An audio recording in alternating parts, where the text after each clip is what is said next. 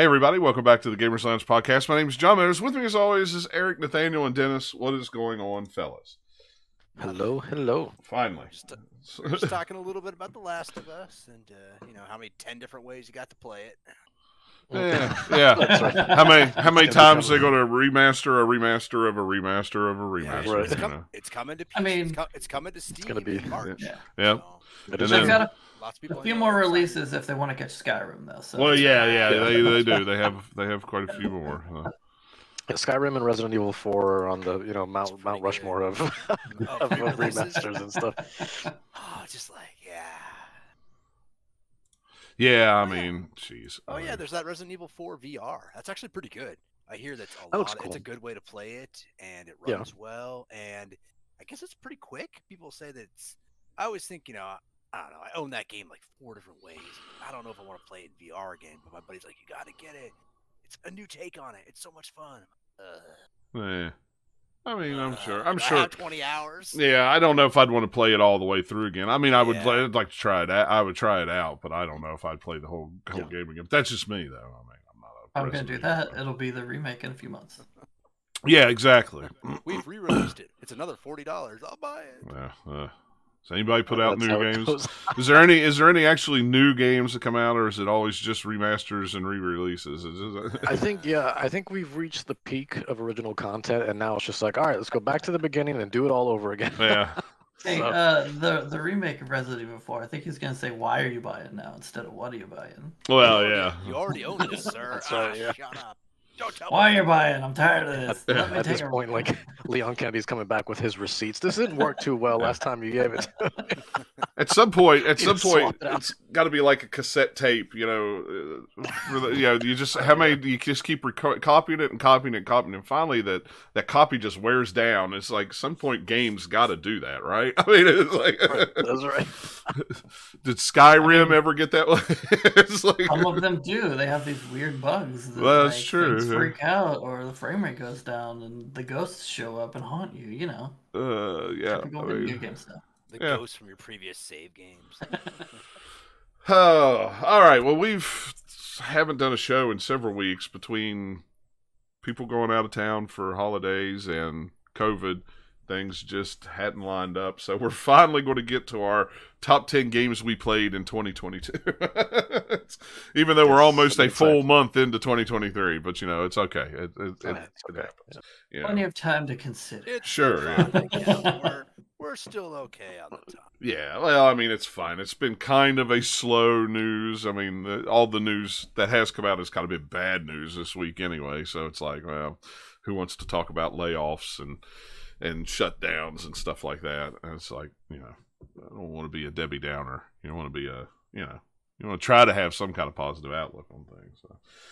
But probably, I think the easiest way to do it is either Nathaniel or Dennis could go through their lists and we'll just kind of hit, because there's a lot of crossover in those two lists and my list. And let me scroll down here and look at Eric's list. Yeah, there's a lot of crossover. So I think the easiest way is just to have one go, and then we could. Yeah, I had that on my list. Yeah, I agree with that. Yeah, that's great. Yeah, so I think that way. Yeah, crossover. That way, we're not sitting here for 3 hours talking about the same 5 Any games of you over watch and over again. the Kind of Funny Top 10 Games podcast? Because they do a fun thing. I can't remember how many years they do it now, where they all submit their lists, and then their video guy compiles it all, and number ones get 10 points, number 2 gets 9 or something ranking, and then he'll compile them, and they don't know what's actually the ranking is going to be when they reveal it on stream. It's kind of a fun way to do it.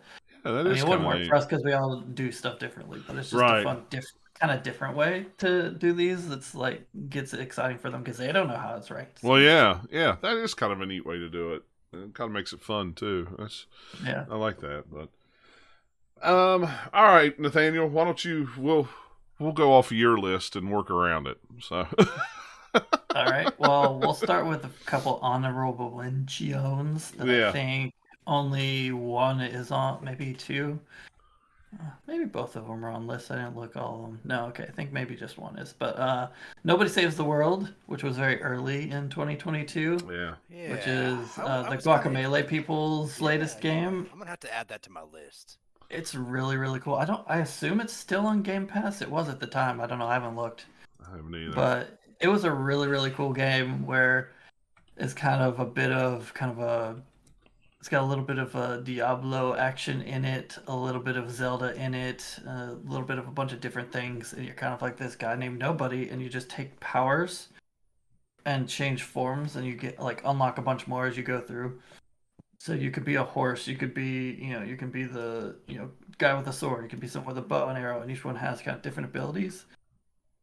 And then that lets you do some different things, or they're just good versus certain other enemies. And you can unlock some secret stuff. So if you get like the horse form, then you can go actually romance a horse NPC somewhere. All sorts of weird little stuff in that game. It's just like oozing personality. The art style is really cool. It plays really well. It's just a fun game that anyone who's played it back when it came out seemed to like it, and they're just one of those that's not big enough to remain. By the end of the year, everyone's like, "Oh yeah, that was 2022. I forgot that was really good." It's one of those games. Looks like it's not on Game. It's not on Game Pass anymore, but it's $15 on Xbox. Yeah, that's what I was just yeah. And it's well worth that $15 if that's what it is. Yeah. Other honorable mention is As Dusk Falls and Metal Hellsinger. I played a little bit of Metal Hellsinger, not a ton of it. And it's a first-person shooter with metal music that you're playing to the beat because it's a rhythmy game. It's awesome. Yeah. And it's quite a bit of fun. I just didn't play a ton of it, so I didn't put it higher on the list. It's just like, oh yeah, that was fun, but I can't really rank it or put it up with all the stuff that I played a ton of. And then As Dusk Falls is choose your own adventure kind of game. It's a bit of a surprise where it was a little bit better than I expected it to be. And the only reason it probably that I didn't rank it higher is because it just stops. It doesn't really end so much as, hey, we ran out of money, so we have some stuff that we're setting up that we'll probably do in a sequel. And now that may not be their intention, but that's how it feels by the time you reach the end of that game. You're like, wait, but what? Why did you stop there? That was the biggest problem with me with that game. I loved it, and it's on my top 10 for 2022. But yeah, same issue was like the way it ended was like, what? Huh? Stop! No, that's not.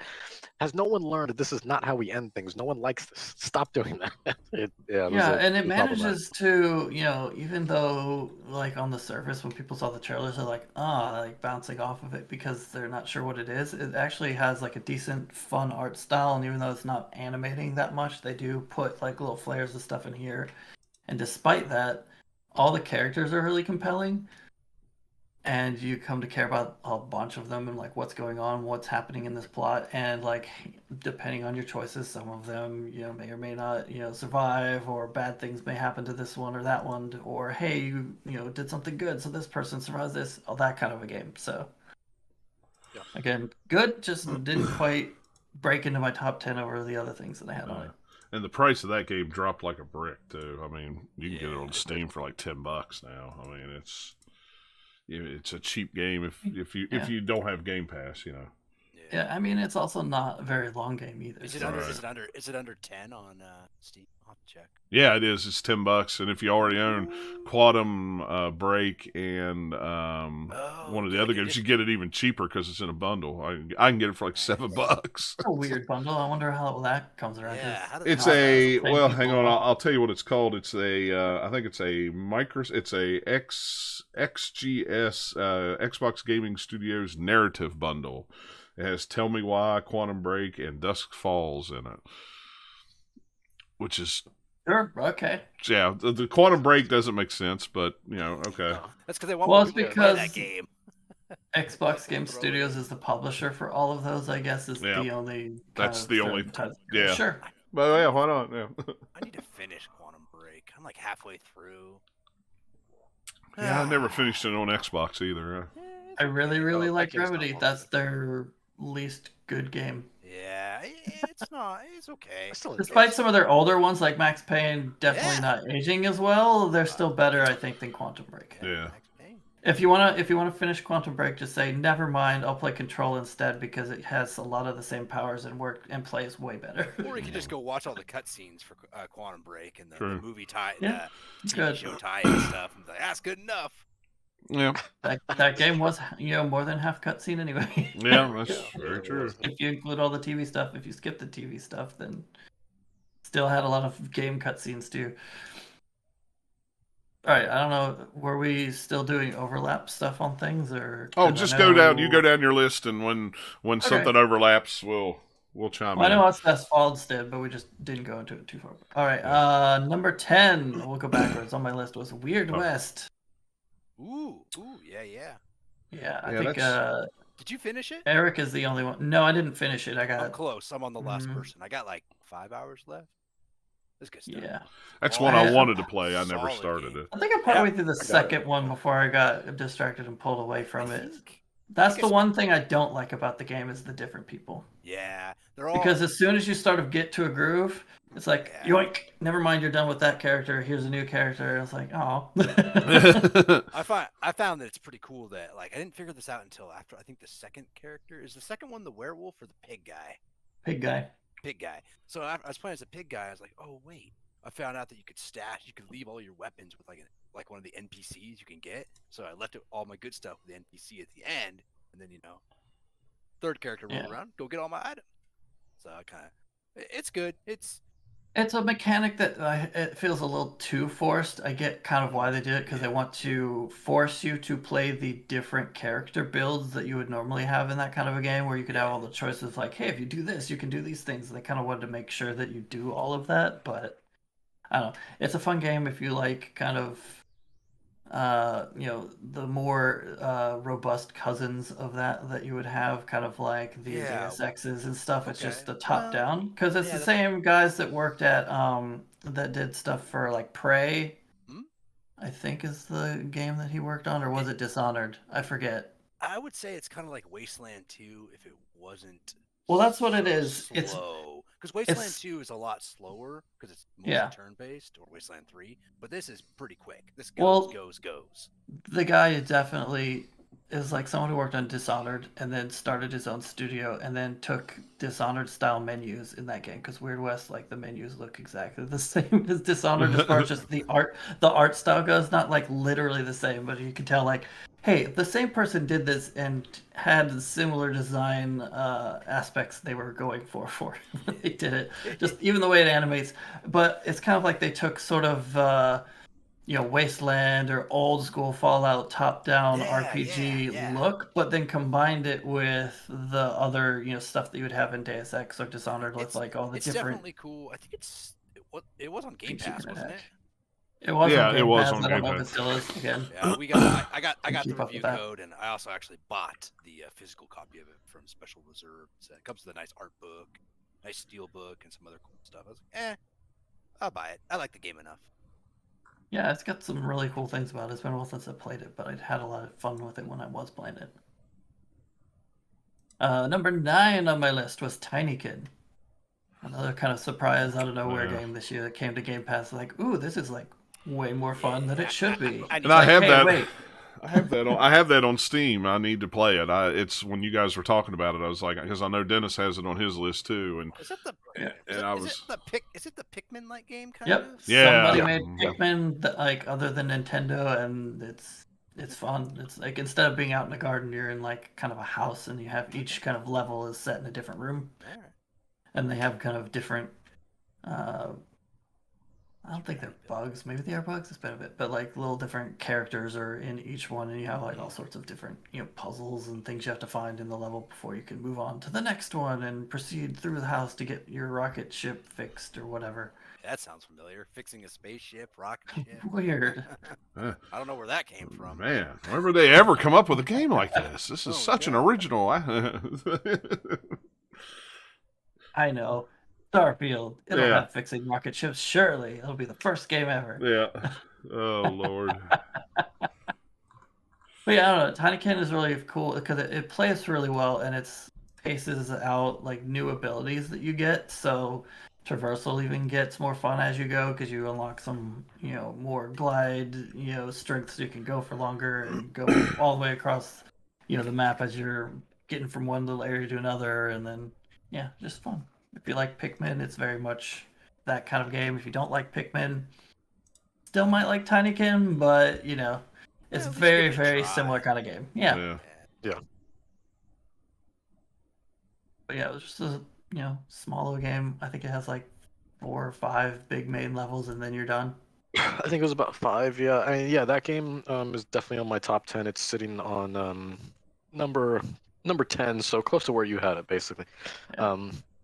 Number 10 of my top 2022. Man, that game was like definitely a surprise hit for me because that game, I mean, it's not long, but it's not short either. I want to say it's about a solid 7 to 8 hours, but man, like that time flew by because I was just so in it. It was really well designed and like really knew how to keep you engaged and busy because there was stuff on every corner. That game constantly felt rewarding, like especially having to look for all the little popcorn things, whatever.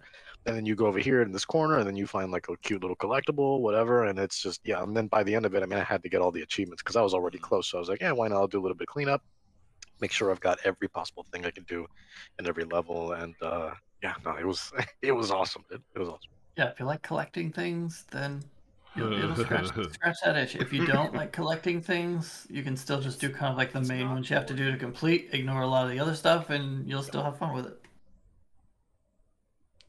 Yeah, I got to download that. Number 8 on my list is Tunic, another game that starts with the letter T. Yeah, that's on my list too. It was on my. I actually bought that one. That was one of the games I bought during the Steam sale. I bought it on Steam, even though I played a lot of it on Xbox. I went ahead and bought it on Steam because I wanted to buy a copy of it anyway. So yeah, I did not beat it. I'm like halfway through. It's good. It has a very Zelda feel to me. It scratches the itch. That's what I like about it. It's kind of Zelda, but with a little bit of kind of FromSoft obscurity thrown in there with how you have to unlock your different game manual pages that then sort of reveals the story to you and the lore as you go. So it's kind of a mystery when you start, and then by the end you're like, oh wow, I figured out all these cool things. And if you're struggling, if you're struggling with it, there is options in the menu to make it easier for you. I found that out there. It does have a lot of accessibility things. The one thing that I did was I got rid of the stamina because the stamina implementation in that game I did not like it at all. Yeah, that was a big no for me. No, I don't want to roll like 2 times and then just be like unable to do anything because I'm tired. Like those 2 rolls really took it out of me. Oh, I'm sorry. So doing that basically puts it a little closer towards Zelda than like where it starts, just a little bit more. So I enjoyed it a little bit better that way. I was getting a lot of Fez vibes from it too, just because of all the cryptic, sort of messages and stuff too. But man, that game was beautiful. I still want to see a printed book, instruction book of that. That would be cool. That would be really put cool. it out just like an art book, but it happens to be just exactly. That'd be fun. I would buy that.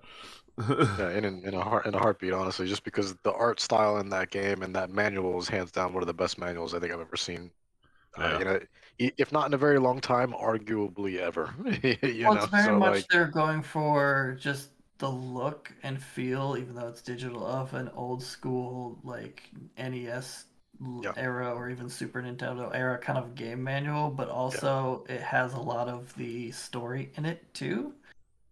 So it was a fun little weird balance of like, okay, this looks like it, but they probably wouldn't have included some of those pages in an old one just because it would not. They didn't make games like this necessarily back then, not this design style.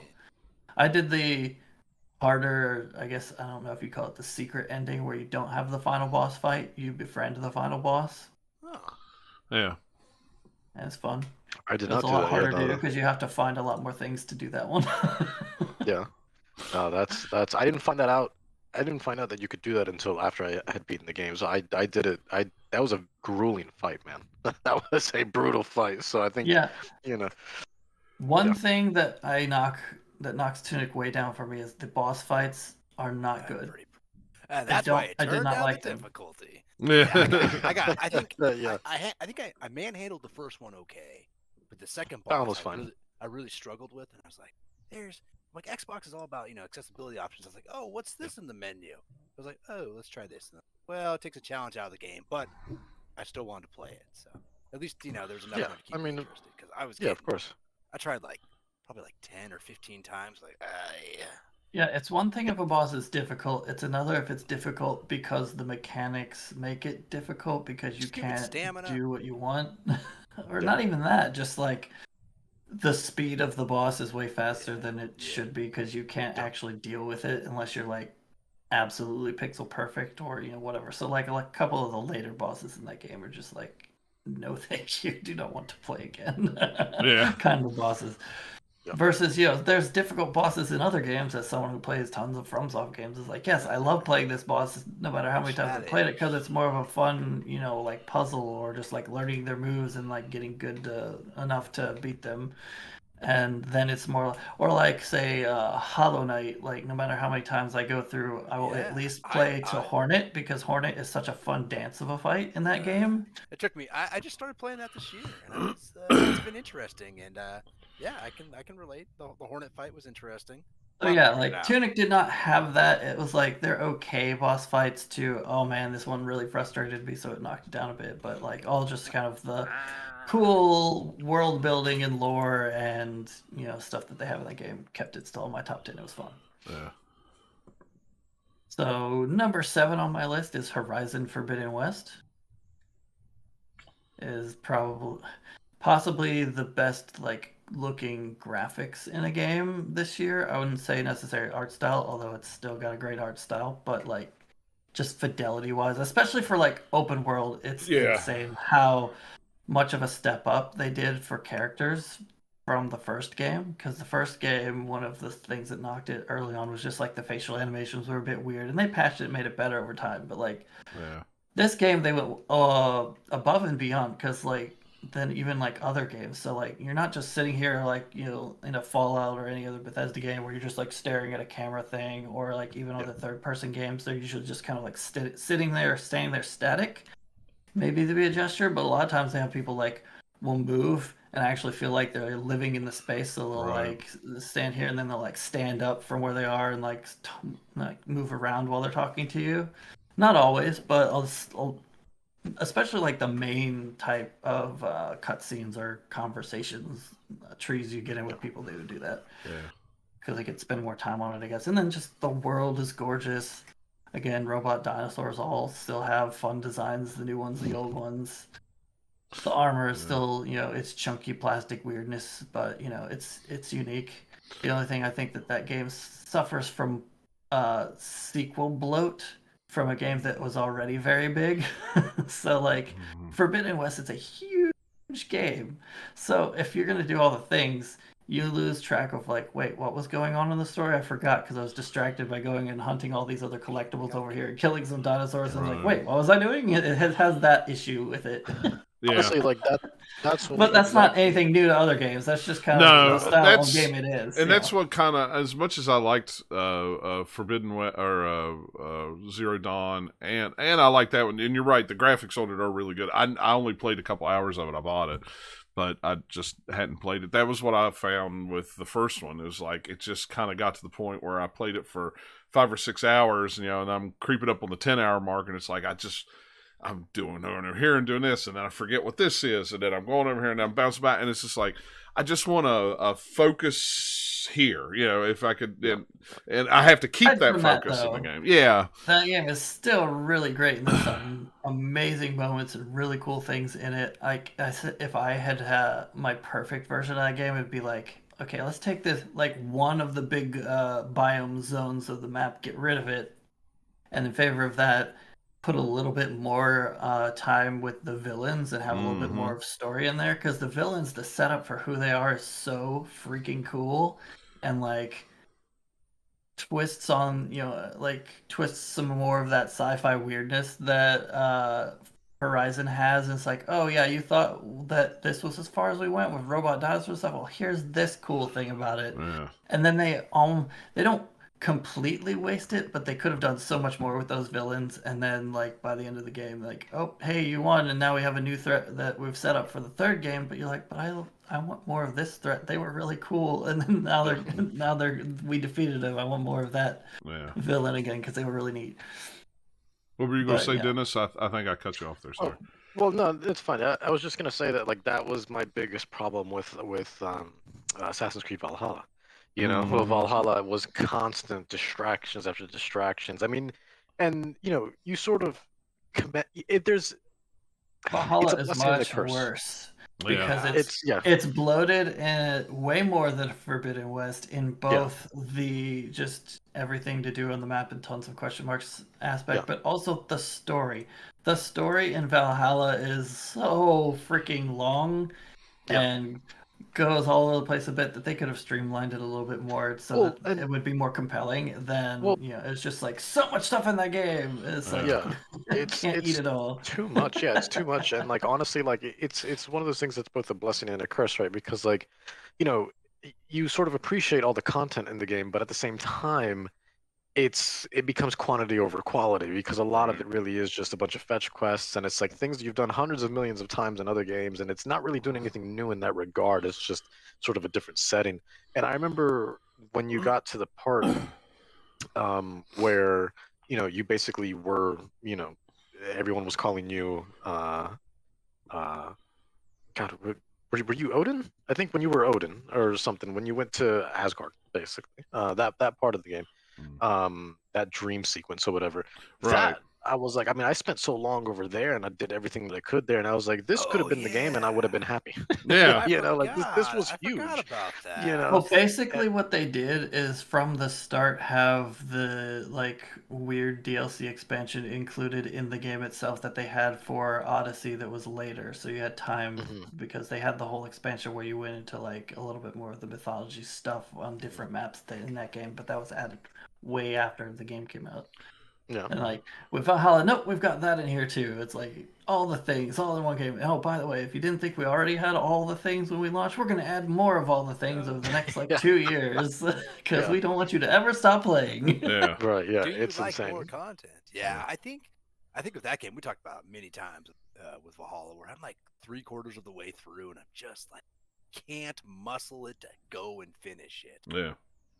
And I even bought it gets tough. I even bought it last month on Steam just to see it run on the Steam Deck and move my save over. It was like it was like $10. It was like, am I going to play through this? No, but I'm going to move my save over. I'm going to take a look at it, see how it runs on the Steam Deck for $10.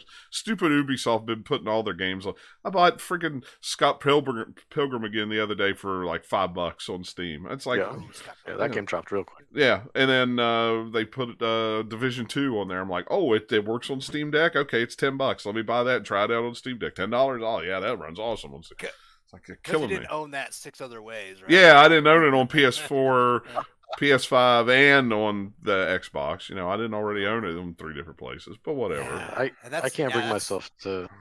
Yeah, I can't bring myself to own Ubisoft games on Steam, though, just because I get everything through their Ubisoft Connect. So I like them better on Steam because I don't have to get them through the Ubisoft Connect, so I don't have to worry about it.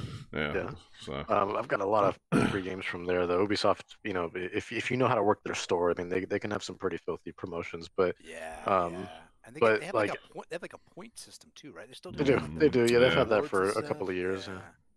Yeah. So and then that, I think if you spend 100 gold coins, you get 20% off of anything you want. And I think that stacks too. So if you can just stack those promotions and just get real dirty deals. I'm waiting for somebody to complain. Which has a worse storefront, Ubisoft, Epic, or Bethesda? Well, Bethesda is no more. It's going away. That's right. Yeah, that's true. They shut theirs down. They shut theirs down. So theirs is the worst because it doesn't exist. Yeah, because it doesn't exist anymore. It's non-functional. Just by default. Anyway, back to top 10 lists and stuff. Horizon Forbidden West, really, really good game. If you like the first one, you'll probably like the second one too. Yeah. I mean, they added the the gliding mechanic that was from the game that distracted from their first game. So, get some Breath of the Wild gliding in there. It's not as good because you can't do it as far, but it's still good for jumping off cliffs. Yeah, it's like a good example of an iterative sequel where it's just like, hey, it's more of the same, but we make some smart quality of life improvements. Right. And that's the way it should be, I think. Why fix it if it's not too broken? You know what I mean? I mean, you want to improve things, but if it's working good, why change it extremely? Like God of War, why change it a ton? Yeah. So we have number 6 on my list, another surprise small indie hit that is, a big hit small game, Vampire Survivors. That game is very addictive. Yeah. Yeah. Because you can play it in small bursts, and suddenly it was a long can't time imagine- you've been playing it. Yeah. I can't imagine playing that on your phone either. I gotta have the big screen. Yeah, that seems weird. If you want to make Yeah. your phone explode, maybe. Yeah, my buddy Sheesh. said his battery would just go. Oh, I could only drain like imagine. crazy. Yeah, I bet. Yeah, like once that game gets going, there's like a ton of crap exploding all over your screen all the time. Yeah. So your phone, you just be like, too much. Just throw it away. But yeah, that game is just a perfect example of nailing a few game mechanics and then tying it together with a fun little progression system, and it's not too complicated. There's some fun secrets you can find in that game that I've found a few of them, but I know there's a bunch more because I haven't finished the game. I've yet to see credits roll because I believe there are credits somewhere in that game. Yes, I have not beaten it. I've played, I don't remember, I'd have to check my account and see, but I played dozens of hours of that game. I know there's people who played way more than that, but yeah, it's just one of those where you're just like, hey, I'm just going to try this character this time and see how far I get. Or I'm going to go for combining these weapons to, see, what this other little question mark on the menu for weapon combinations is and all that kind of stuff. So, yeah, I don't know that there's much more to say about it other than play it. Right. It's super cheap. I think it's like, $5 normal price, Something or like on that, Game yeah. Pass, or, there's so many ways to get it at this point. The DLC is like $1. There's gonna be Castlevania themed DLC, right, or something like that. I don't know. That was for something else. That was for Dead Cells, right? Oh, Or is okay, it that's Vampire? Yeah, Dead Cells has Dead that. Cells. Yeah, Yeah. it's Dead You're Cells. right. That makes. That was like a trailer at the Game Mm-hmm. Game Awards, I think. Yeah. Let's see where I'm at. Number 5 on my list is Cult of the Lamb. That's on my list Another too. That was a fun very indie good game. That's very good. Yeah, It's that's got really cool. Yeah. It's got style. It's got polish. It's got fun game mechanics from a couple of different, game genres of roguelikes and Animal Crossing, kind of. Yeah. Kind of like a management sim almost, a little bit. Like, it has a bunch of little pieces that it put together in a nice, fun little, cute, creepy stew. Creepy stew. Like, hey, you don't have enough cult members? Go in the dungeon and find some more, and then come back and get them to work and feed poop to Bob over there because George thinks it'll be funny if you do that. And all the weird, just quirky, dumb, slightly dark, or even really dark if you start thinking about it too much. They get away with a lot in the game just because of the cutesy art style. Because Yeah. there's some really, Yeah. really dark stuff in there if you start Yeah. thinking about it too much. But because it's cartoony, it's like, oh, okay, Ah, you can just like, hand wave it. Yeah, it's cute Yeah, well- looking. I don't. Yeah, It's like You it's can- like Happy Tree Friends. It was the most brutal Little thing bit, you've yeah. ever seen. So but it's cute, so it's okay. yeah, it's fine. Like, okay, no, I'm just gonna think about it. Yeah, especially depending on how you decide to run your cult, because you can run it and be nice to your followers. You can run it and just like use them as currency and just sacrifice them all the time and do all sorts of just like terrible stuff to them. So it's like, what cult leader will you be? Are you a nice lamb or are you a mean lamb? True, very true. Yeah. I mean, they have all sorts of crazy stuff in that game that was like, I didn't even bother doing. It's like, I'm not going to name all of my cult members. 'Cause Yeah. It just takes too long and whatever. There's probably going to die in a bit from old age anyway in 5 minutes. So I'm not going to name. And that's what happened. I'll just keep the default name. It's fine. But some people really like doing that. And then they like, going in and changing all of their, customizing their outfits and faces and whatnot. You can do all that. It's just not something I got into. Yeah, I don't have that much time. Yeah. I don't have that much time. I have to put you to work. Go get me some stone. I'm running low on stone. Yeah. Go mining. Get to work, peasant. Yeah.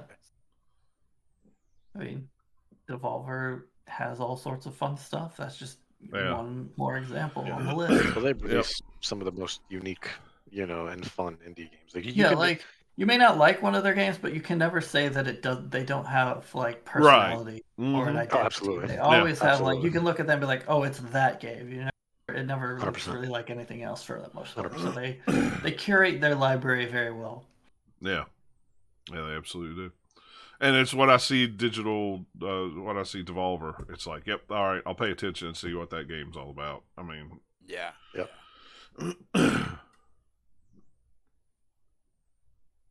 Number 4 on my list is Steel Rising, which is the marionette main character kind of, well, I guess marionette. It was like automaton is what they call them. It looks kind of like a life-size marionette.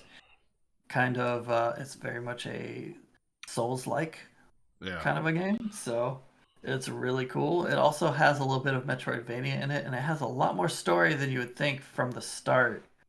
It's just kind of a lot of the story comes more towards the second half as you find all the NPCs that you interact with slowly as you find them in the game, and then they all kind of gather in a hub area.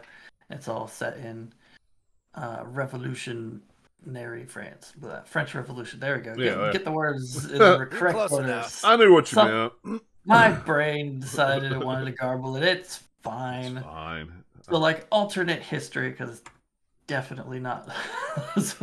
Right. This didn't actually happen, guys.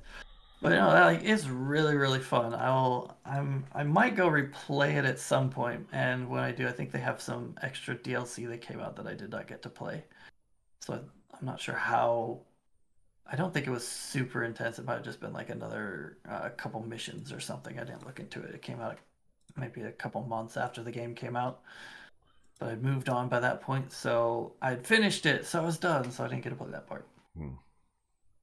But yeah, it's one of the better Souls-like games that is not a FromSoft game that's come out. They definitely did a really good job on it. Number 3 on my list, God of War Ragnarok. It is not number 1 or number 2. It's on my playlist. It's number 3. We know what number 1 is. And the only reason that it's number 3 is that, like, other games are really good, and it's kind of like number 2 and 3 on my list are very close. And the reason God of War Ragnarok is number 3 is because I didn't think that they nailed the very end of that game and as well as they could have. Because how to say it? Non-spoilery version is like, hey, Ragnarok is in God of War Ragnarok. Surprise. Ragnarok that's in that game, it felt small to me because of the way they did it. Yeah. And I was like, oh, is how I was left feeling after it. And I think all it needed is because, unlike the previous God of War game, it does not have a big, you're fighting a giant creature thing, kind of like boss fight towards the end, or like, you're not like, I'm trying to think, like at the end of, the first, the God of War 2018, you have like stuff where you're on like Dragonback and you're falling through the air, all these epic moments, and you don't have any of that from Kratos's perspective. In Ragnarok's final big battle, it's all ground, you're like all like kind of ground level, and then there's a couple of big epic things happening way off in the background over there that you don't get to see except for way far away. It's like, oh, that's really cool. I want to see what that's going on. Never mind, we're not focused on it. And then the actual boss fights that you get at the end of the game are all versus kind of like human-sized characters, and they're awesome and they're great. But I think they just needed one extra piece to throw in there in the middle of all that. So you're fighting a bunch of goons and then maybe have like a big creature, or maybe you're having a fight on the back of a big creature or something to make it feel a little bit more epic to me. That's all. Like, that game is amazing. It's like, it's just a weird little nitpick for me. It's just like Ragnarok didn't feel quite big enough, even though like what's there is still quite big. How long did it take you to beat it? 20, 30 hours? More than that. It's longer than 2018. But then again, I was like being very thorough. So, but even if you're going like, through just trying to do story stuff, that would be skipping a lot of the best parts of the game if you did that, but you could play it quicker. Because a lot of the best stuff is on the side quests. Because the side quests are even better than 2018, which already had some pretty decent side quest stuff. A lot of kind of like the side characters get story stuff through the side quests. So like Mimir, you'll have some stuff about him, and like some of the other characters that you meet will have some things and stories told, or backstory, or like you'll learn some things about them through the side quest stories that you do in the game. So that's a lot of like the best stuff is through there. And there's some really great like big moments and like surprising moments and touching character moments. It just didn't quite have the extra enough to pump it above number 1 and 2 on my list. But it's an excellent game that if you like God of War 2018, you definitely want to play God of War Ragnarok. Like, Yeah. it'd be weird if you didn't like 2018. This ain't gonna change your mind. Again, it's kind of like we're doing more of the same, but we've kind of added some other. This one, more than Forbidden West, actually adds a lot more new things to it, especially as you go. Like, it doesn't seem like it at first. It feels like, oh, they just have a few marginal like quality of life things, but it's still a lot of that like cinematic action kind of game that then like the further you get into it, you're like, oh, here's some new things. Oh, we're doing this. That's different. That's cool. Oh, hey, that's neat. You know, they have a lot more of that stuff as you go. They parcel it out over the whole length of the whole game. Let's see. So number 2 on my list is A Plague Tale Requiem. That's right, God of War. You got beat by rats. I'm not surprised. But if you've played that game, you know that even Kratos couldn't survive those rats. There's just too many dang rats. If you thought there were a lot of rats in the last Plague Tale game, that's nothing. You heard it here first, folks. Hugo is more powerful than Kratos, the God of War. So I'd take him in that fight. As long as he has his rats with him. It's true. Yeah. I mean, it's got to be overwhelming at some point. You know what I mean? I'm sure he wouldn't be eaten right away like I think some of the soldiers, but I mean, I do think at some point he would have to give in, for sure. I think it would overwhelm him for sure, especially if you played a Plague Tale Requiem like you said, and you get towards the end and oh lord. I don't remember what the number was before it came out, but they're saying, talking about how they've improved their rat swarm technology or whatever, and so like in first Plague Tale game is like such and so many, and then Requiem is like this many more. I can't remember. It's like we had 400 and now we have 400 billion or whatever it is. Yeah. It's not quite like that, but it's definitely a very significant amount more. Like you have some parts of the game where just like, okay, it's just the normal amount of rats around for puzzle things, but you get into some of the like chase sequences, you're just like, these are tidal waves of rats. Holy crap! Stay away from me! I'm running. Literal tidal waves, by the way.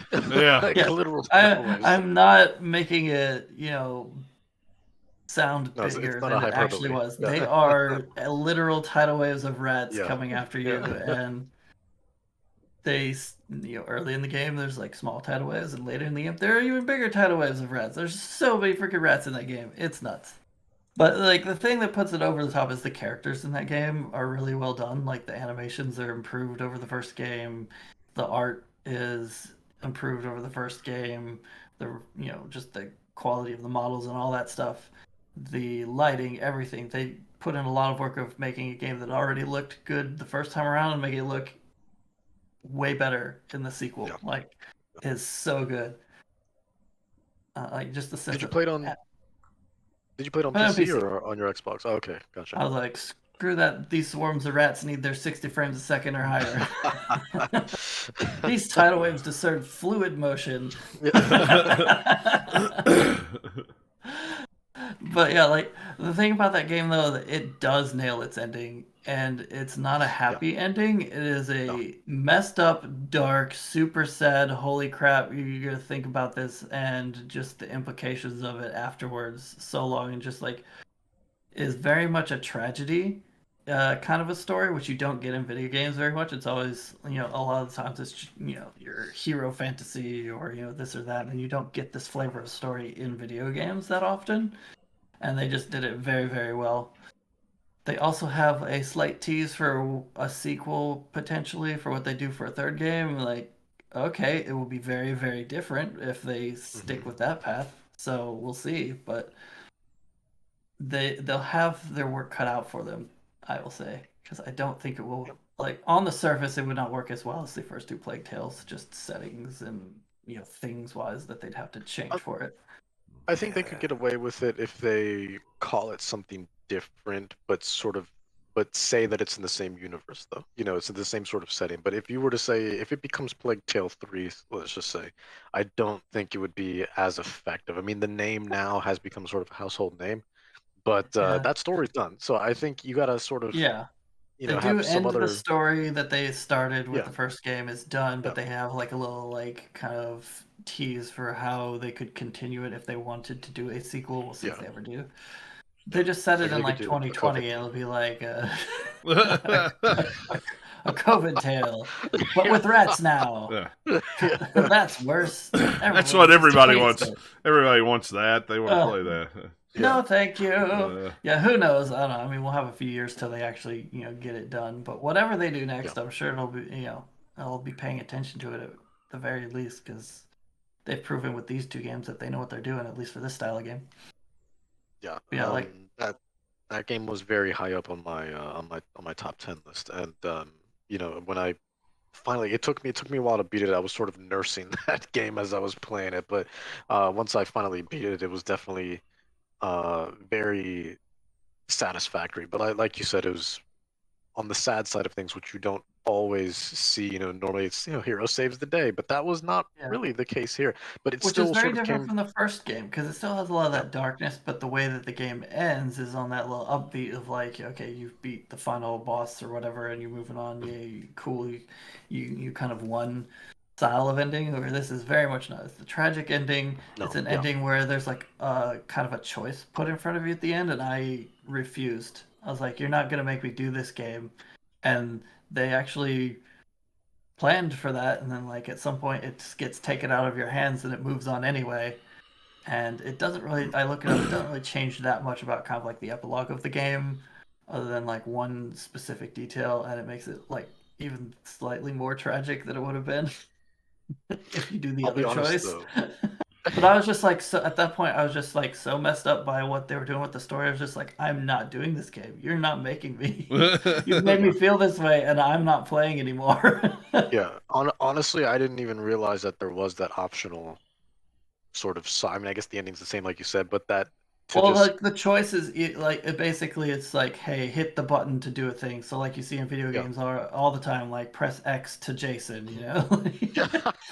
It's like press this button to do this thing or whatever. You have your objective, do it.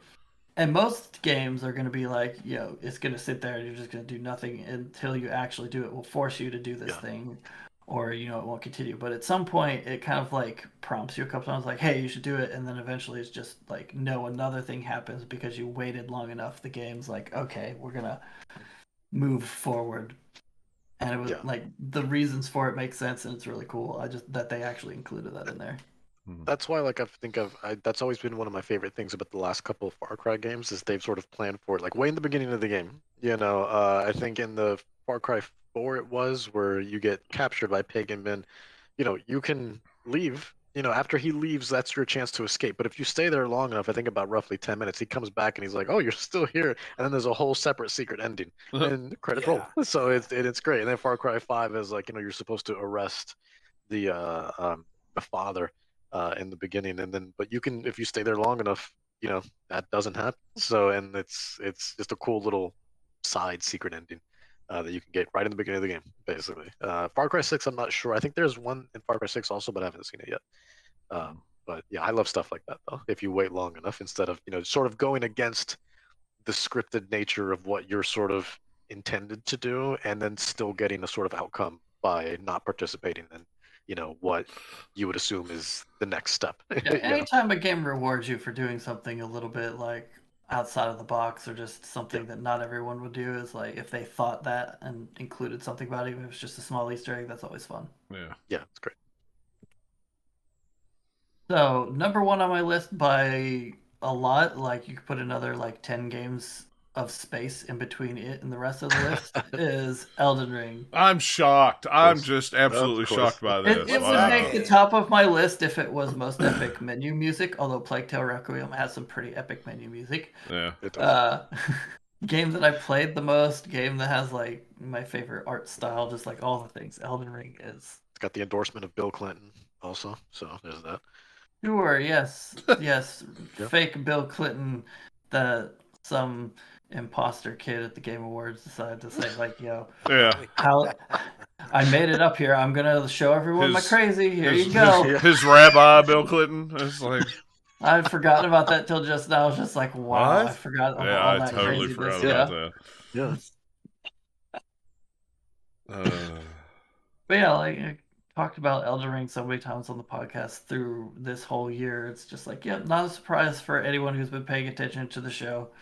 Again, I've bought it twice, likes played it Elden Ring. well over 200 hours. Like, that game is really, really great. Yeah, it made my list I too. can't wait.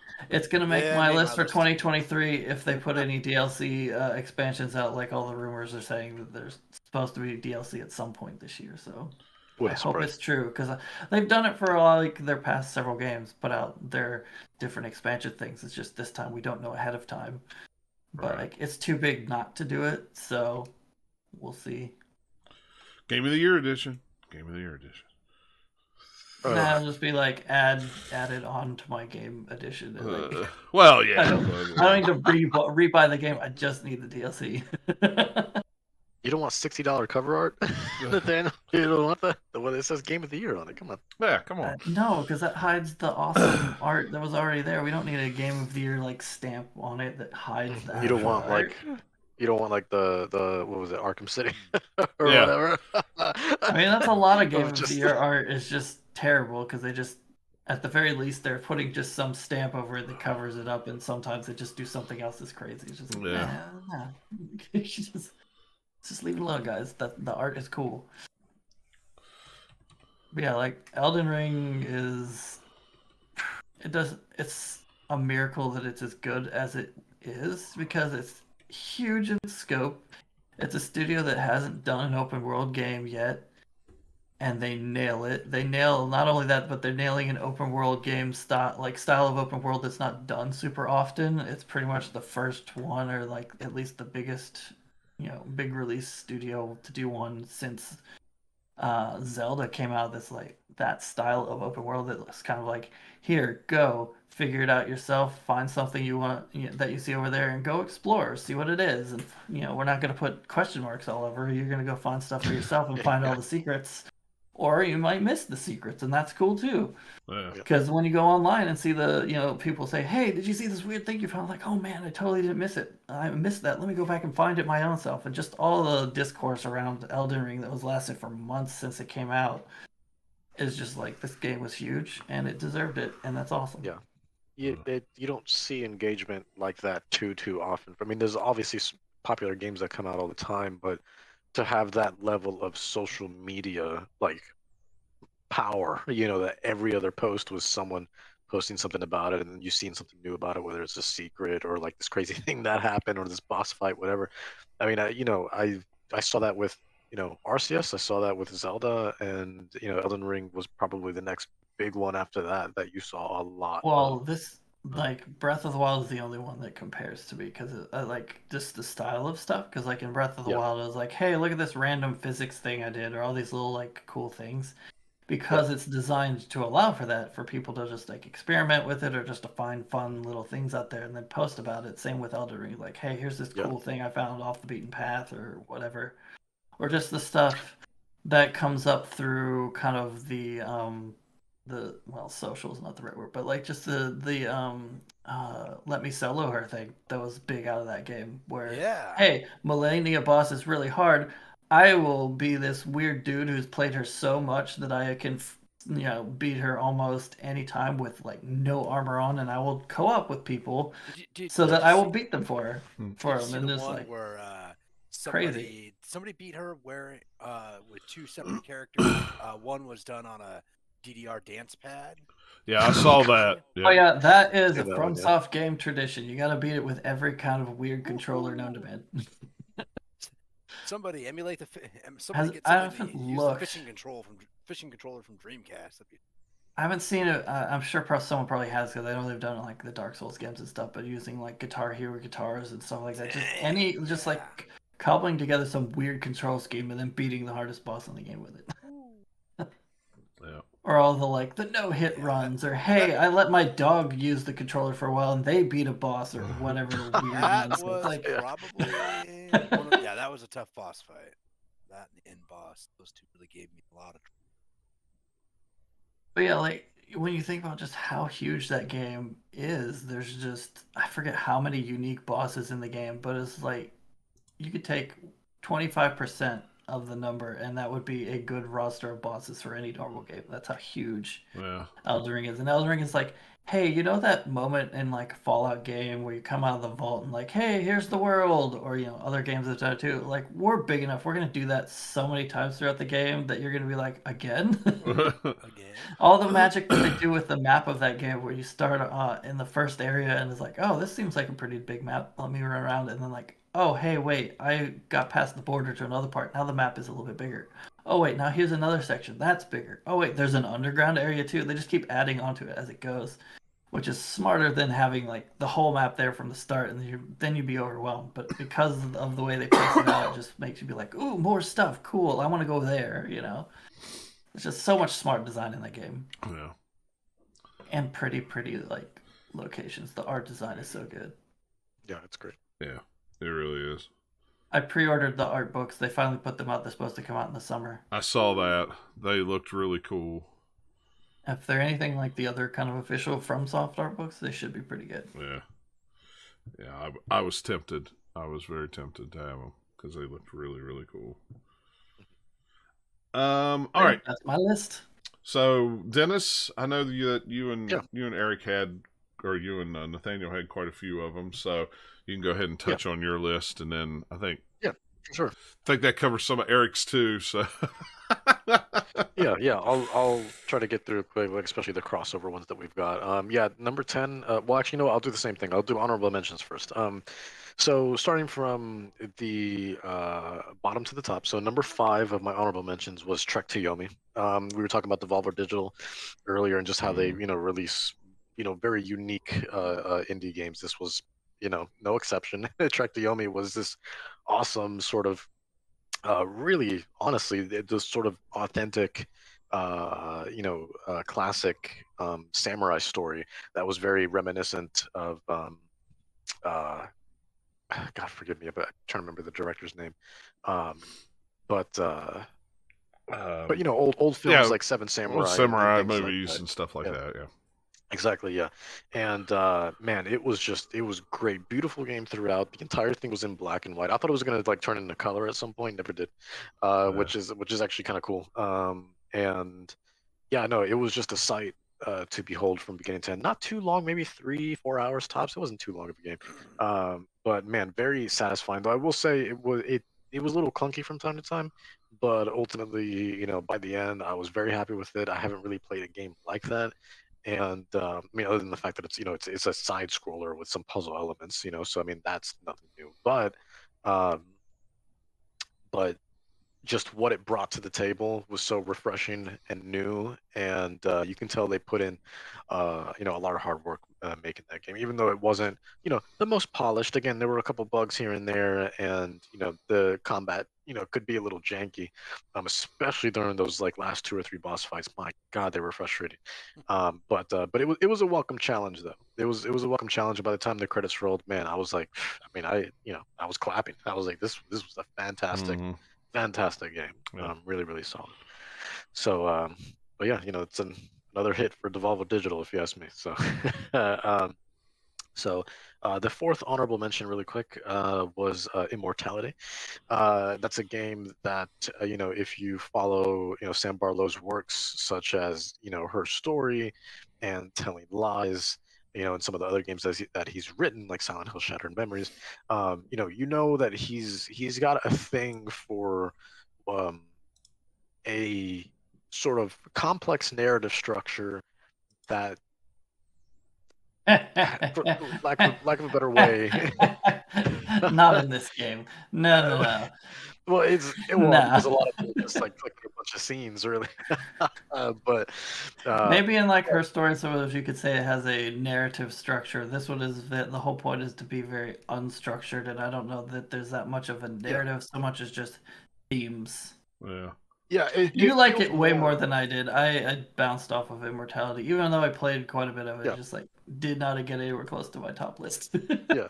I mean, I ended up beating it, and by the end, it was something that I just appreciated because it was, at least for 2022. It is different for sure. Yeah, exactly. Yeah, and I think that's what I look for, is I appreciate different. I mean, it's something that tried to do something new. It did it for the most part well.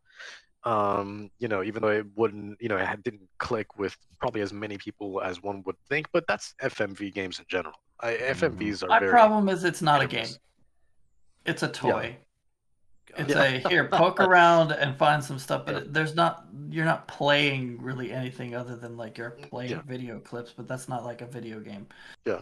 So like I think I might have enjoyed it better if it wasn't like a game, if this was like some interactive thing that was on the web instead of like this is a game because you're playing a game console. That's what kind of I bounced off of. It's funny you bring that up because actually you can actually play that game on Netflix now. So it's on Netflix. Makes way more sense. Immortality Yeah, all the time. It's on my list. I'll have to check it out. Yeah. You know, again, not as good as Telling Lies, or definitely not as good as her story. Her story, Sam Barlow knocked that out of the park. Yeah. Man. I mean, that's still his magnum opus, I think. But Immortality, for what it was worth, you know, even though it felt like a very light FMV sort of, I mean, would you say point and click, hidden object? You know, something Hidden like object, that. like Hidden Object is the closest thing, and it's like kind of that, but it's still, I don't know. I would have honestly rather have seen all of the 3 different just movies as fake movies than being the clip of the game, because like that would be more interesting to me personally than all the like mystery behind it. Like I get what they're going for, and like all the weird hidden stuff makes sense. It's like, okay, I get what you're doing. It just didn't hit me as it hit a lot of other people. And then but these fake movies, it's like I want to see a dumb B movie that's like got this plot like with these people. That would have been fun. Right, and that's the thing. Like, but it doesn't exist because you only have so many pieces of it. So it's not like you're piecing together. Eventually, you could watch the whole thing. You just kind of get you know a chunk of it. Yeah, and which is no, I mean I agree, and it's a little sad because I mean they are interesting enough that I mean I absolutely would watch them from beginning to end. But again, these movies were never finished anyways. That's the whole story, right? It's like these are all unfinished movies that you are, you know, sort of uncovering and trying to piece together and trying to figure out why they were never finished. You know, and how the main protagonist, how she ends up appearing in all these films that are decades apart, still looking super young, and it's this crazy twist by the end, and it's though honestly you could probably guess what it is. And, they're decades apart because we just filmed them for a video game at the same time, guys. It's not that that would have been funny if that was the actual like secret of it. Like, no, guys, it's the game. Like what? This was recorded in 2021. Yeah, it's not. This was all Mario's dream, didn't you know? Those mushrooms, man, they. Real mushrooms. What? Whoa, mind blown. But yeah, I appreciated what that game tried to do. Again, you know, there were points where it started falling off, but I was interested enough that I wanted to see it through. Because there was definitely a couple times where I was like, I don't know where to go from here, man. I think I might just call it quits. But I'm glad I didn't, because honestly, Pick more coffee cups. But eventually, you know, the credits rolled, and I was like, "Damn, all right. Well, that was kind of cool." Yeah, definitely a lot more freeform from his other games, but you know, again, it's a great way to kill time. It's an entertaining way to kill time, and you know, even if you don't have Game Pass, go try it out. It's on Netflix now, apparently. I just found that out the other day. So, you know, if you're scrolling through Netflix and you know you want something a little bit different, yeah, why not? You know, it might keep you interested long enough to see through the end. So, but yeah, I appreciated how different it was. But yeah, that was my 4th honorable mention. My number 3, speaking of movies, was The Quarry, and that one was very entertaining, very, very good. It should have made my top 10, but honestly, like as I was working on my list, it was initially on there. But I had to take it off. But I wanted to at least make it an honorable mention because that game I had just a fantastic time with. Ended up playing through it almost twice because we played through it normally, and then I wanted to do the sort of director's cut version afterwards, in which you can sort of choose like everyone dies, everyone lives, or you can choose premeditated who lives and dies before you start the game, and it's just really cool, the whole outcome of the game and the way the game flows. And of course, I mean, this is your typical choose your own adventure game, right? Made by Supermassive Games, so it's going to work like Dark Pictures series and The Inpatient, and of course, most famously, probably Until Dawn. This is all made by them, right? So, and those games were great, and so was The Quarry. I thought The Quarry was fantastic, and it was entertaining all the way through. I will say though, big problem with that game, not so much the game itself, but the marketing but I get why they did it, right? Because when you have a big name like that, you're gonna put them front and center. But David Arquette, and I think I mentioned this a couple of months back when before the game or after the game came out on a podcast, was dude, he's there like barely. He was like in all the marketing material, and it's just like, look at me, I'm David Arquette. Then he's barely in there. Like we got you to buy the game, but right, not there. Yeah. It's like, damn, like, he's did he have to go somewhere else? He was making Scream, another Scream movie. Like, what was going on? But his parts were really cool though, and he was great at what he did. But he was like rarely there. But I've heard pretty good things about it. Lots of my friends have played it. It's relatively on the short side, right? Like 15 hours maybe, or am I guessing longer? I'm probably much shorter than that, honestly. Woo! I mean, this one Eric probably likes 5-hour around. games. I like. Yeah, well, probably closer to. Yeah. Well, closer to 8 hours, honestly. I want to say. I think is about. That's good. That's yeah. good. Yeah. Well, a game like that you don't want too long, anyways. Because I mean, especially when you're like a movie, it's movies are traditionally 2 to 3 hours, right? So once you start expanding that to 8 hours, granted, people binge watch TV shows all the time, right? So it's like, I mean, that can go 8+ hours depending on how many episodes. Right. But yeah, I think it was a really solid length with a solid story and a great cast, honestly. And it was a cast that you ended up, really getting to know, and you remembered all their names. No character was really a throwaway character, and the way things sort of circled around, and how the real hooks of the story started to reveal themselves were really well done, and the production value was through the roof. Definitely better than their last couple of Dark Pictures games. But this was a full $60 game published by 2K, versus the Dark Pictures games were the last they've all been published by Bandai Namco, and they've been more budget titles, right? $40 is usually where they are MSRP, right, when they first come out. So yeah, but yeah, no, they knocked it out of the park with this one, and had a really great time with it, and especially trading off between my girlfriend and I from choosing certain characters and trying to play through them that way, and seeing the outcome of their stories. It's great. It's awesome. So I had a lot of fun with that one. So that was number 3 of my honorable mentions. Number 2, just gonna skip through this one really quick. It was Tunic, and basically everything Nathaniel said, it sort of hit it on the head. Tunic is really brilliant. When I was working on my top 10, Tunic was also another one that was initially on there, but I had to move it to my honorable mentions. Because Tunic, did have moments of frustration that was a little ridiculous, but thank God for those accessibility settings, because if they weren't there, I probably wouldn't have seen the game all the way through. But I'll tell you what, those accessibility settings were well done, because it was like you said, Eric, where like I still was able to enjoy the game, right? And I think that's the most important part, where it's just like, even though you have this sort of no stamina, I think the other one was like a god mode, and then there might have been like a third one after that, something like that, like no item loss or something. I don't remember entirely, but that didn't change my experience at all. If anything, I had more fun afterwards, because that game was so much about exploration, and so when I could explore safely and not be so frustrated about like, I can't get up this goddamn ladder, I just want to see what's up here, Right. But so thankfully, having those options, allowed me to do that, and it's just the way the game is built stylistically is just so beautiful. So being able to really appreciate and take in everything that world had to offer was, I mean, fantastic. So again, those settings didn't hinder my experience at all. If anything, it enhanced it, because I was able to experience all of it all the way through. So right. But yeah, number 2, and then so my final honorable mention, number 1, is Disney Dreamlight Valley. So funny enough, when I got my Xbox, what was it, like the end of year report thing, that everyone does, the like how like the games you played the most.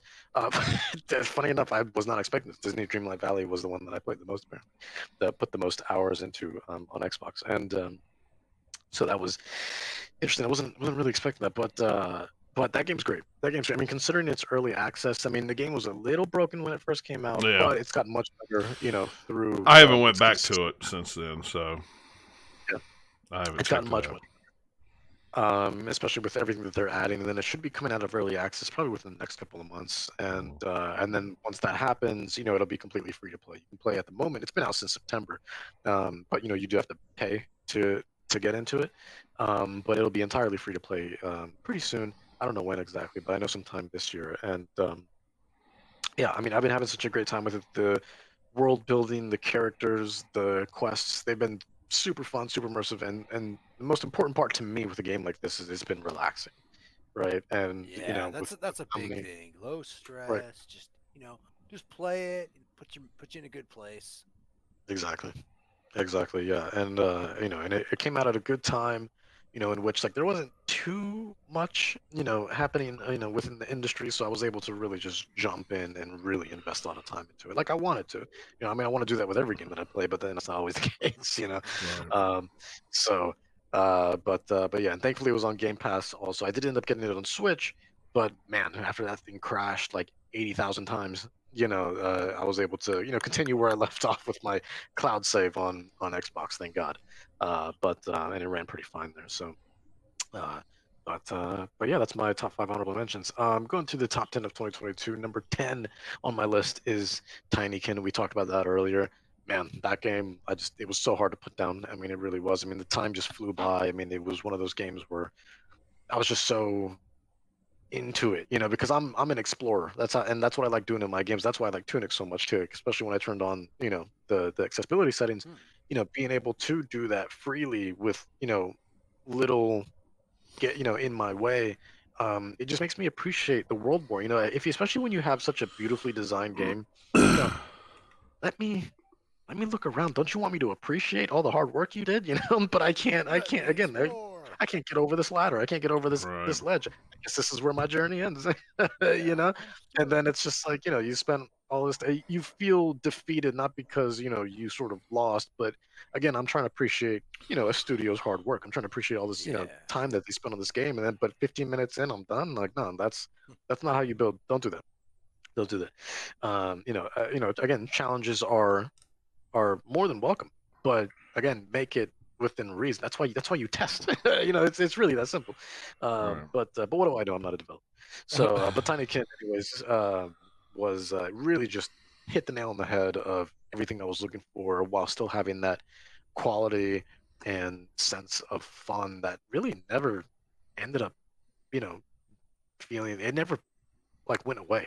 It was constant fun, man, from beginning to end. So but yeah, so number 9 on my list is Escape Academy. That's my number 9 of 2022. This game came out on Xbox Game Pass, I think day one, and I was looking for something new, and I've always been a fan of puzzle games and escape room games like Zero Escape and 999 and things like that, and Trace Memory. I love those types of games.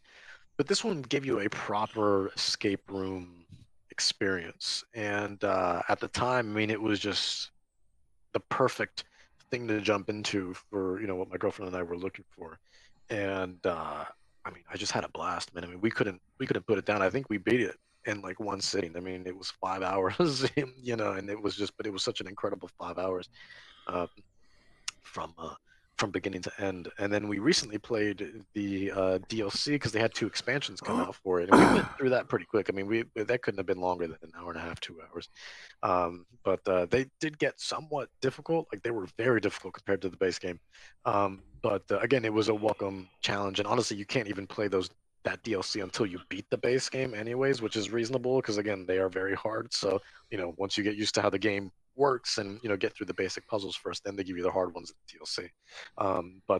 Yeah, I didn't care for the story, honestly, but it didn't matter because the escape rooms themselves were beautifully built and the puzzles were really clever and really well done, and every single escape room felt just really well designed and perfectly paced, and they were logical. I think that's the most important part, right? Because there's a lot of puzzle games that I think the way you find the solution is you don't, right? You have to look it up, and then even when you look it up and get the answer, it still don't make sense, right? Because for some reason they just implement some solutions to some puzzles that it's just like, how did you get to this? You think you were being clever, you think you were being smart, but like again, test it, test your games, because this is not how we do puzzles.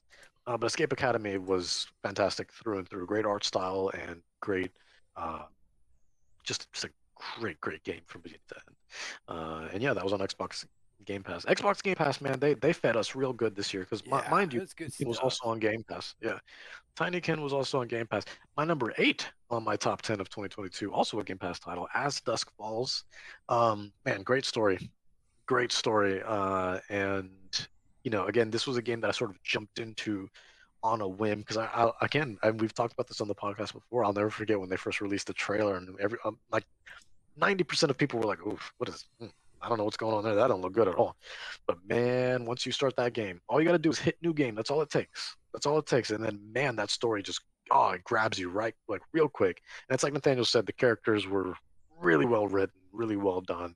And but yeah, biggest problem was that ending, man. That ending was just like that's not satisfactory. But it wasn't an ending. It's just it's over. it wasn't. Okay. Yeah. That's it. Yeah.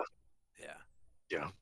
But hopefully it'll lead into, if not a second one, at least just a small little expansion, because I think because of Game Pass, because the word of mouth started going around, because that's how I heard it was, I started hearing people all of a sudden just being like, look, don't sleep on As Dusk Falls. It's actually really, really good, despite the initial impression. The first impression was not good, again, because the trailer was just not very good, and it just Right. looked, artistically speaking, just not very, appealing.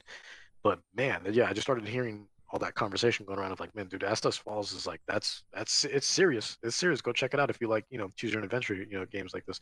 And I very much do. So played it, and again, I was not disappointed. And clearly, I thought it was great because it's on my top 10 of 2022. So, but yeah, no, really good job with that one. Hopefully, there's some DLC to sort of help cover that end a little bit more, like just patch it up. But yeah, number 7 on my top 10 of 2022 is a game I started playing recently, actually.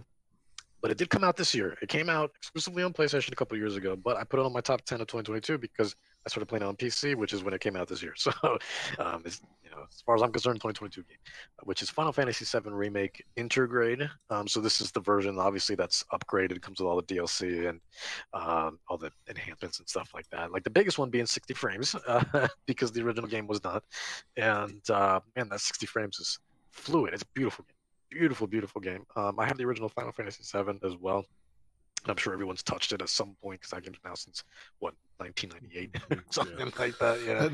Yeah. People's bought it over 17 different times. Right, exactly. Speaking of games that's been released a few times over the years. Taking a game that's been flogged. Yeah. Dead horse. Yeah, but man, this remake, man, just what they did from the ground up, because it's we've seen hundreds of thousands of remasters come from Square Enix over the years, and especially Final Fantasy, especially again they just recently did it with the Pixel remasters, of 1 through 6, I think. So so that's another set of remasters, but this remake is wow. I mean, built on Unreal Engine, and like man, they make use of that engine. A gorgeous game. And the combat style is definitely a lot more streamlined. Again, it's not your typical turn-based anymore. It's a lot more action focused, action RPG focused, but it works. It works really, really well, and I've been very happy with it. I'm maybe about maybe 20-ish hours into it. I haven't touched it in a couple of weeks just because of everything going on and everything I've been reviewing. But I want to jump back, and I do intend on beating it at some point. But yeah, great game. Great game. That game has taught me that I'm not a Final Fantasy person. Because right? the more of them I attempt, the less of them I play. So I played 13 for like, I don't know, 15 hours, something, I don't know, before I gave up on that. And then I tried to play 15, played it for, less than 10 hours. didn't get very far. This one I didn't even get past the tutorial when it was on like PS Plus or Oh, whatever. wow. When I Yeah. didn't pay for it, I was like, oh okay, I'll try it because like everybody seems to love Yeah. it. I didn't even get through the tutorial. I'm like, I'm not enjoying this. I'm waiting. Jesus. I'm waiting. Maybe I was just in a bad mood that day. I don't know. But Yeah. I don't know. I'm waiting till 2020 or 2030 when they bring out the Final Fantasy VII remake, integrated 4-part, the whole game, because Yeah, they'll 'cause- do that. because you know Absolutely. this is just Yep. this is just disc 1 of the original game. It's Mhm. like, so there's going to be Yep. 3 more. So it's like it'll be I- the final subtitle will be like, it's done now. We hope. Please stop making us make this game. Yeah. Definitive edition. yeah, definitive edition. Definitive edition game of the year. Yeah, You're game like, of the year, 10 out of 10. game of the decade version, because it's taken that long to get it Remastered. all. Yeah, remastered. Yeah. Remastered remake. Yeah. Yeah, v2.5.exe because it's Square Enix and they have to add all that nonsense. Yeah, Yeah. so we'll add some Kingdom Hearts naming convention in there just to really confuse things. It'll be great. Yeah. .pdf. Yeah. Oh boy. But yeah, so that's number 7 is Final Fantasy 7, so 7 for 7. Number 6 on my top 10 of 2022 is Kirby and the Forgotten Land. That man, that was Aptly named because I forgot that even came out last Yeah, year. I did too. Oh yeah, Or like is- I see it on other lists pop up. I was like, oh yeah, Kirby. There was a Kirby game. Or- I forgot. Or as I called it, and it was good apparently. the Last of Us Kirby is what Oh yeah, it did look like that in the trailer. Mhm. Yeah. That's right. Yeah. Yep. Yeah, it did. it did. No clickers though, unfortunately. Oh, well, then I'm Oh, not no. interested. But I want cute clickers in my Kirby game. Yeah, man. really. So Kirby can eat them. There we go. Yeah, Kirby's eating them. That'd be fun. Kirby eats Digestion all. afterwards. There should be a Kirby game where at the end he just eats the entire planet, and Yeah. then it's just Kirby in the universe. I swear to God, he did that in He's Triple eating Deluxe. it. I think he did. He's eaten it all. I There's swear to nothing God. left to eat. He, He's like, he, oh no. he somehow eats his way into a Katamari game and still eats all of that somehow because he's Kirby. Anyway, about this game. Dennis. yeah. Yes, yes. Dude, this game was pure joy from beginning to end. I mean, just such a, definitely one of the best looking games on Switch, I think. I mean, just graphically, it's beautiful. Definitely the right direction, I think, to go for Kirby. Kirby's always has always been consistent and great, but they've also always been, other than, outside of a few spin-offs here and there, they've always been side-scrolling platformers, right? And but this one's the first time where you had definitely a Mario Odyssey style Kirby game, and the reason for that is because it was about almost the same team, That's why. So they kind of put their own spin on Kirby this time around, and man, they knocked it out of the park. I mean, just really one of the most fun and cheerful experiences I had throughout 2022. You just like driving playing. the car. Kirby is a car. That too, yeah, of course, yeah, man. Kirby. Carby. Carby fully loaded. but He shows up in other. He shows up like in Mario Kart. yeah. It wouldn't surprise me. They gave Pauline a new skin. Now she looks like Lindsay Lohan. It just Oh no.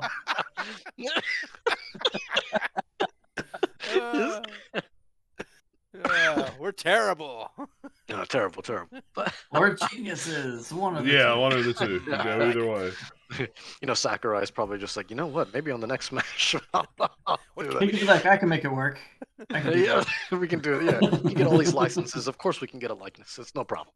That's no problem. She's doing Pepsi commercials now. She's good. She's all right. Yeah. She's all right. So, no more cocaine for her. So yeah, Kirby and the Forgotten Land was just such a beautiful experience from beginning to end. And I couldn't stop smiling. Like, it was one of those games that was just pure happiness, and yeah, obviously that had to go in my top 10, of course. But number 5, not so happy, is A Plague Tale Requiem, the complete opposite of Kirby and the Forgotten Land, where it was very much a tragic story, but one that was just so well written. My God, I mean, the moment the credits rolled, I was like, just sort really blown away. And then of course the whole epilogue segment that we were talking about earlier, Yeah, I mean, nothing really to add to what Nathaniel said. I mean, but it is a fantastic, fantastic game.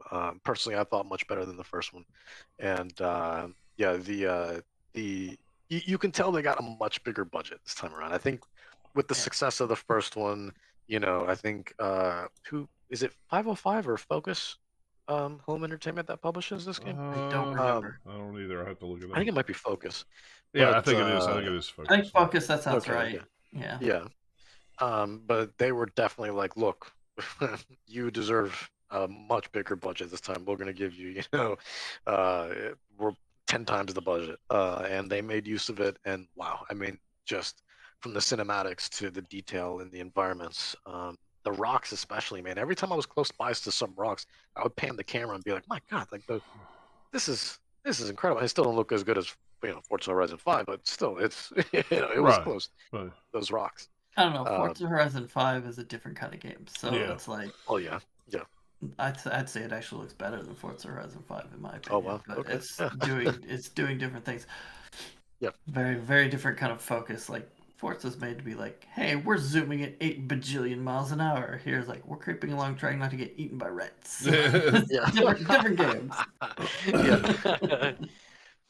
But yeah, no, yeah. Not much to add from what we were talking about earlier, but a brilliant game that I am very happy that I finished. Yeah, I just think Amicia is such a great character, and the new characters that they introduced into this one as well were very good as well, and definitely complemented the adventure and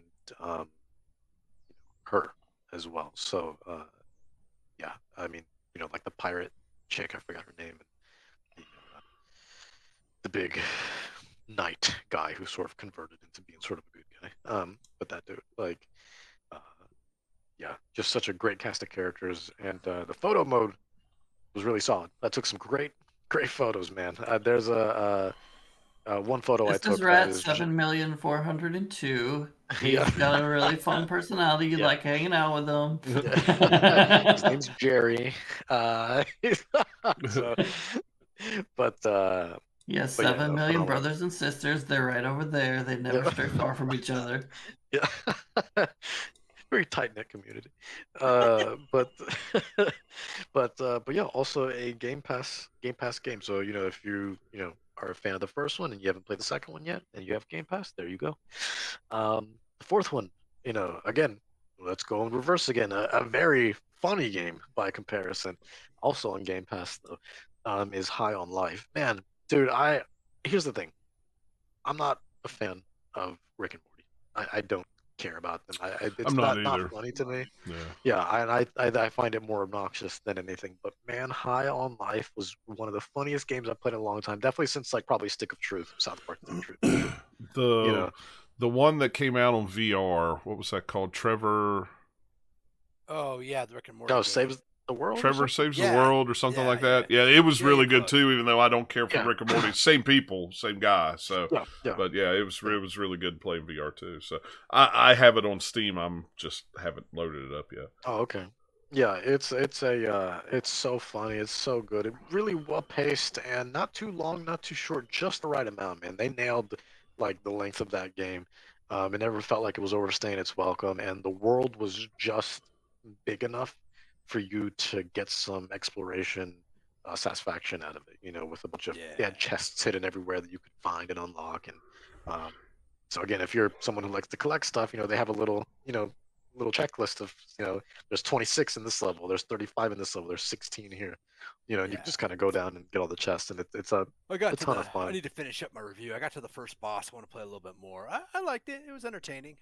Yeah, I think there's 8 total bosses, maybe not- less, maybe It's not 6. super hard, and you can turn down if you get annoyed by the text, by the constant talking. Yeah, of the oh yeah, there's a you can lot of turn talking. that down.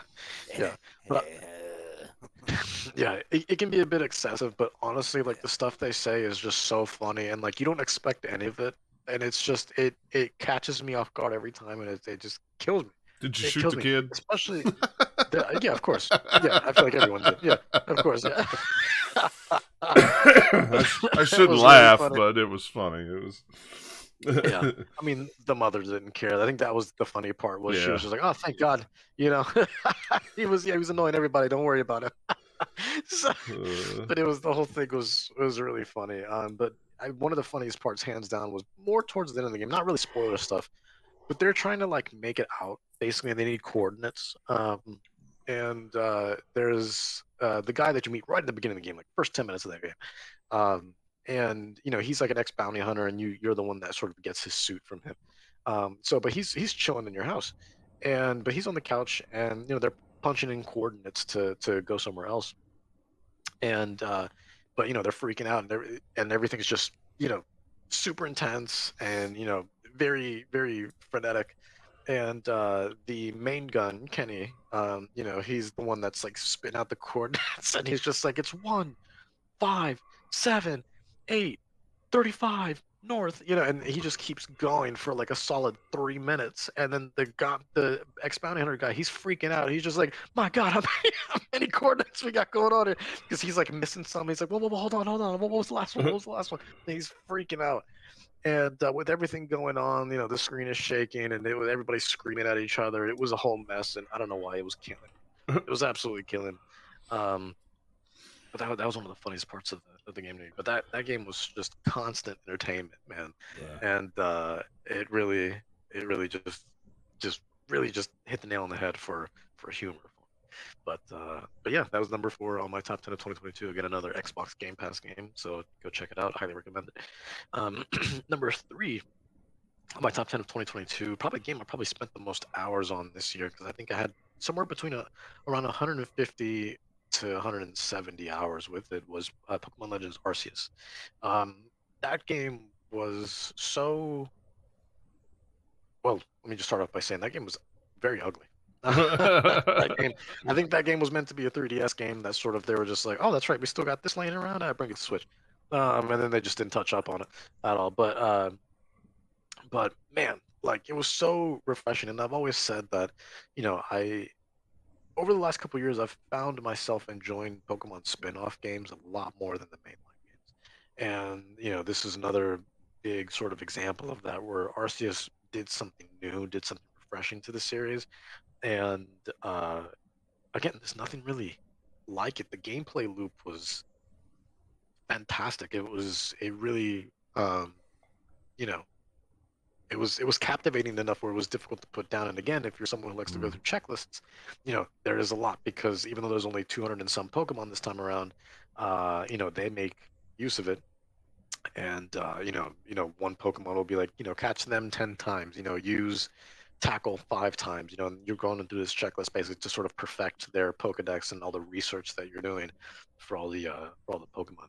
And yeah, I mean, by the end of it, I was very, very happy, especially those final couple battles where they felt like final battles. They weren't like this easy nonsense, that they've been, the last couple of years. Like, they felt like traditional, proper Pokemon, circa,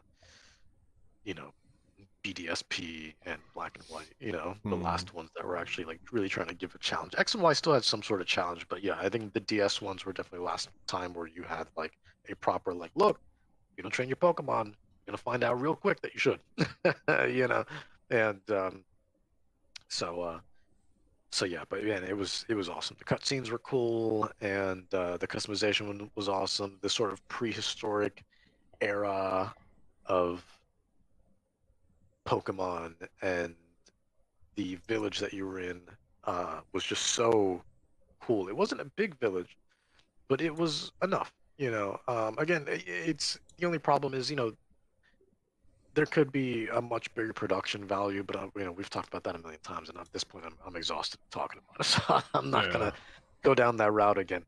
But yeah, I would love to see a sequel, and because I was very happy with this game, and I loved it. I thought it was fantastic. It was a great way to connect with Pokemon, not the series, but the actual creatures themselves, in a way that felt different. And again, it was just refreshing, just having them. You could bring them all out at once and just chill with them, have a picnic with them, whatever. Just take photos with them. Like, it was awesome. Just, it felt like they were very much part of the world, rather than just like, okay, there's these things in my pocket. Oh, we got to fight now. Okay, I'll bring them out. And then they, once you're done with that battle, you go on about your merry day and you never see them again.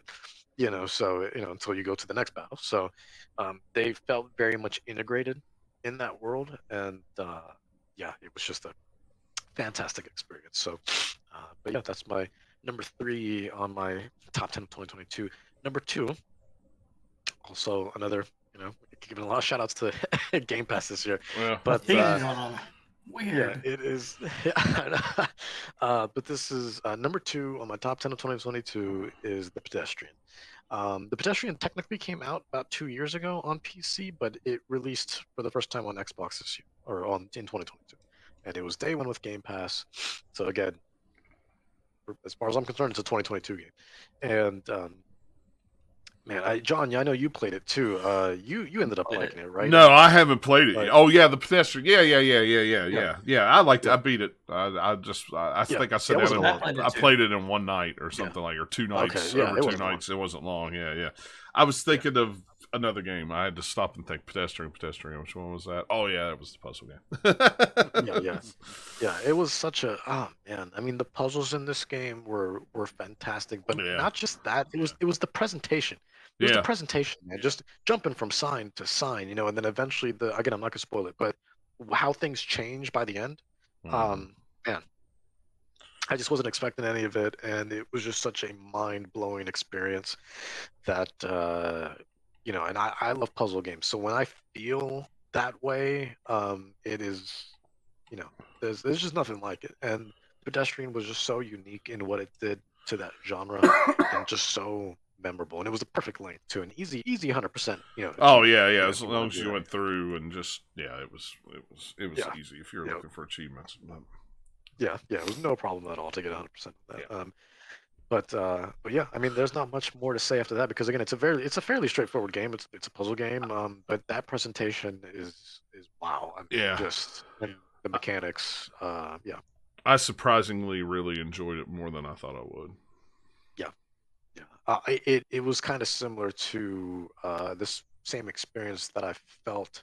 Again, the games are completely different, but that feeling that I got playing Unpacking, where Unpacking was just like, just the perfect length, just short enough, but just long enough to keep you engaged the whole time, and you end up, 9 times out of 10, I'm sure most people ended up playing it in one sitting. Right. So yeah, and just a fantastic. I mean, I can't recommend that game enough. So, definitely my number 2 of 2022, and my number 1 is the RPG of the year for me that was I want more so bad, and that is Live Alive.